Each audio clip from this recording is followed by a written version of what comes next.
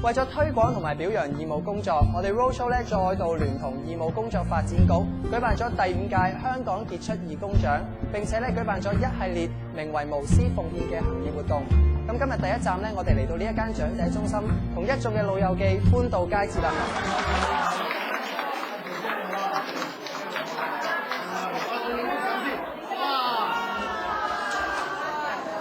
好開心今日又有機會見到你哋喎，咁我哋希望咧就係以後咧多啲機會見面，好唔好啊？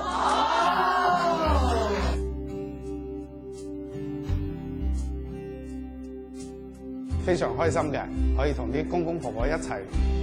過嗰啲開心嘅日子，咁咧就對我哋公司嚟計咧，可以抽少少嘅時間出嚟，同佢哋一齊去共分享個開心，會更加得着咯。開心啦！咁多人都未試過，我哋有呢個業務發展局咁耐咧，都未曾玩得咁開心，個個都好心好熱情，多謝各位。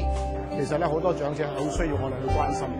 因為咧佢哋喺生活上咧，或者有啲係退咗休啊，或者有啲已經係唔需要工作，但係佢生活上點樣安排咧？如果有呢啲多啲咁嘅活動嘅話咧，等佢哋覺得有更多人關心佢哋，活得更加開心，更加有價值。